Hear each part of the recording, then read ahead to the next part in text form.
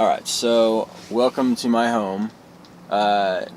So I'm sitting right now in the living room. Over here we have the kitchen, and then the dining room. My first semester of architecture, I realized I spend a lot of time in the studio, and all I need is a place to go and sleep and to hold my food, like just a place to put my stuff. This is what the entire car, like the entire interior of the back looked like before. I've always loved tiny houses. So at one point I did all the numbers to see like how can I afford a tiny house as a college student, and it didn't work out. Like there's no way. This is the stove for regular cooking, and then this is what I make my coffee in.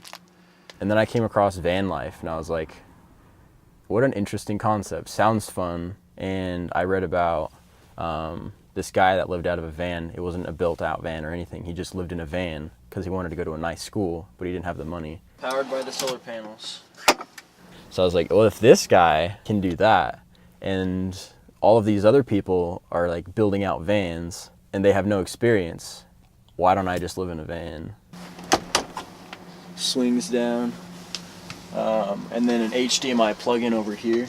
I came back to my van last, when it snowed, at like 3 o'clock in the morning, and I was like, if I don't scrape off my solar panels, I'm not gonna have power tomorrow. So I got up on my van at 3 o'clock in the morning. I was just sitting there scraping the top of my van. And that's something nobody has to do. Like that's just like weird. All of the excuses that I would have made, I've come up with solutions to all of them.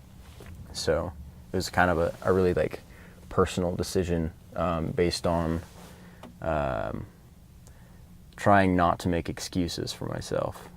Yeah. Like just doing something as opposed to like waiting, like, oh, I'll just wait. I'll do that next year. I'll do that next year. I'll do that when I graduate. I'll do that when after I'm done having children or something. Like, you know, people will like roll out of bed and like leave their sheets on the bed or whatever, like go and start their day. There's like this little excuse in your mind, like, oh, that's lame. I don't want to do that.